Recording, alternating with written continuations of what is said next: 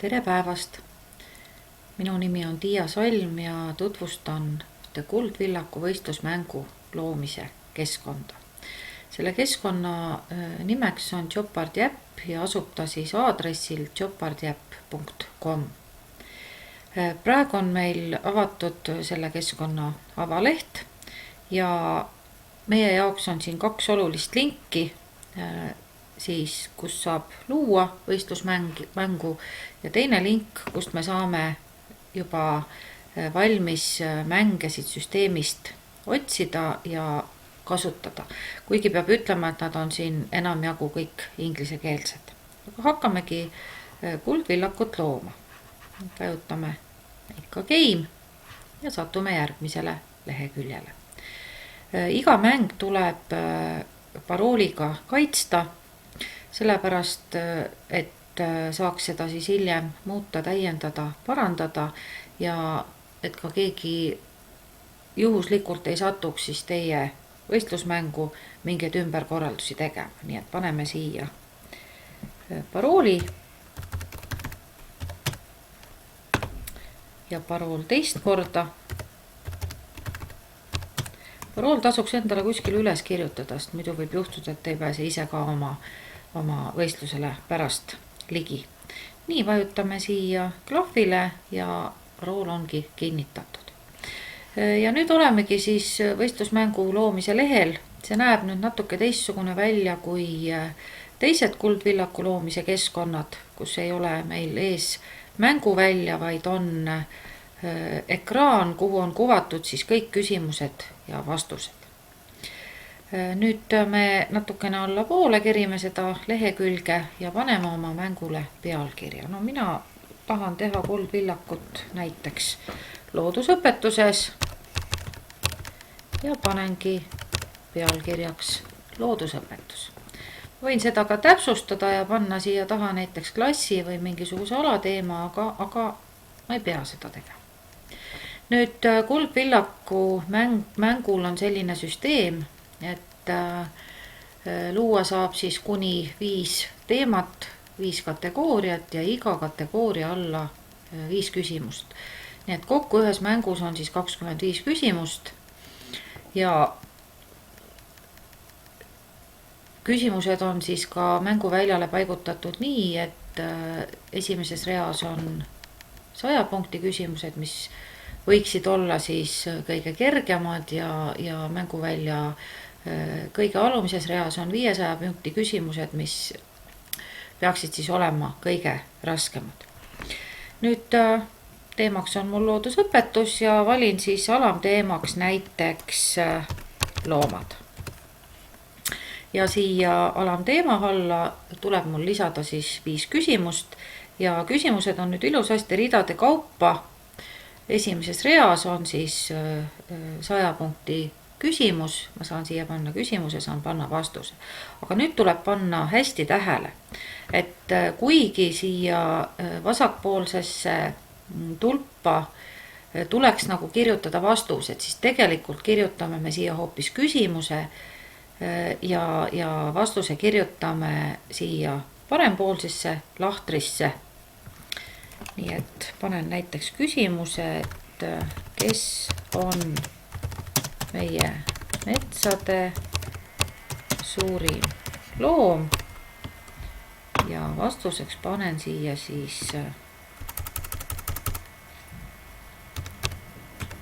põder. Nüüd Kuldvillakus on selline süsteem, et vastused algavad sõnadega kes on või mis on, aga samas võib teha seda ka täiesti lihtsate küsimuste ja vastustega, ei pea seda kasutama. Nii et ei tasu siis ära unustada, sellepärast et vasakul pool lahtris olevad küsimused kuvatakse ekraanile ja vastus jääb peitu. Vastus tuleb välja siis, kui õpetaja sellele klõpsab ja pärast suulist vastust seda siis ekraanil näitab. Et see on oluline asi, mis tuleks endale siis meelde jätta. Ma ei hakka siia praegu rohkem küsimusi ja vastuseid sisestama, aga ketran nüüd selle lehekülje päris alla lõppu välja. Ja näete, siin on nüüd 5 teema, 5 kategooria ja jällegi täpselt samamoodi siis küsimused ja vastused. Ja paremal pool on siis ka punktide arv määratud.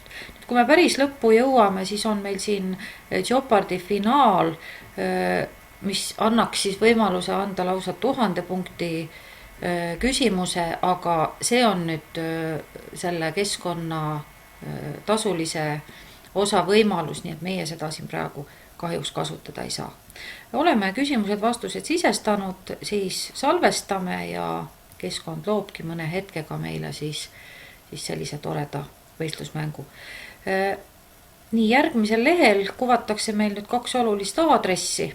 See on nüüd aadress, mis kuulub konkreetsele võistlusmängule ja see aadress oleks siis tark omale nüüd kuskile kas lingikogusse või kuskile, kuhu te oma linke salvestate, siis kindlasti tallele panna, et pärast see siis jälle kiiresti üles leida.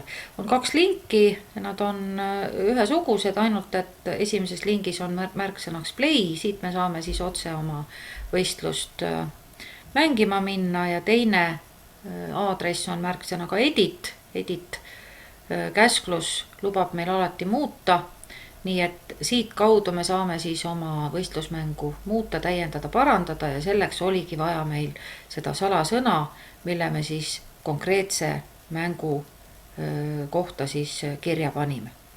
Mina võtan lahti esimese lingi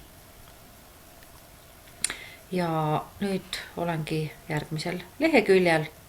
Ja enne kui ma nüüd play game'ile vajutan ja mängu siis mängima hakkan, saan ma paika panna võistkondade arvu. Ma saan kuni 10 võistkonda siis määrata ja saan ma siis panna paika ka ajalimiidi. Kui ma soovin, et küsimusele vastamise aeg on ainult näiteks 60 sekundit, siis ma saan selle määrata siit valikust. Nii et 20 kuni 60 sekundit või unlimited, kus ma saan siis ilma aega võtmata siis nendele küsimustele vastata. Ja kui ma nüüd tahan mängima minna, siis vajutan play game ja minu ees avaneb mänguväli. Nüüd siin all on veel olulised käsklused, ka siit saame edit nupuga nüüd oma valmis mängu parandama, täiendama minna. Allalaadimine on kahjuks tasuline, nii et seda me siit teha ei saa ja jagamise nupuga ma saan seda siis hõlpsalt selle mängu aadressi jagada nüüd kas kirjaga või lausa kuskile suhtlusvõrgustikku, kui selleks soov on. Nüüd, kuna minul jäi see mäng praegu pooleli, ma sisestasin sinna ainult ühe teema ja ühe küsimuse ja ühe vastuse, siis ma näitan nüüd siit süsteemist otsitud ühte valmis mängu. Teen selle praegu lahti. See on nüüd selline keelemäng, kus õpilased peavad siis leidma kas sünonüüme või antonüüme. Nii et see on siis inglise keele mäng. Nüüd näete, siin on ilusasti 5 teemat, kokku 25 küsimust ja selles mängus on nüüd 2 võistkonda ja need võistkonnad on kuvatud siin all. Praegu on kummagil võistkonnal 0 punkti, kuna keegi ei ole veel ühtegi küsimust avanud.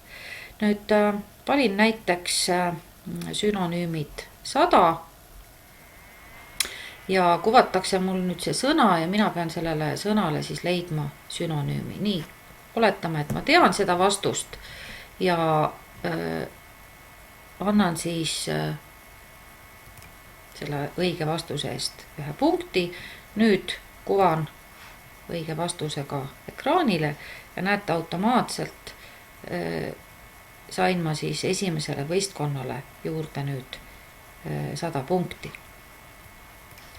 Nii ja continue nupule vajutades jõuame siis tagasi mänguväljale. Mis on veel teistmoodi kui nüüd teistes Kuldvillaku mängudes, siis näete, siin ei ole punkte, vaid siin on dollarid. Aga miks mitte mängida teinekord seda mängu ka virtuaalrahadega, nii et siin on õpetajal valiku võimalus, et missugust mängu ta siis luua soovib.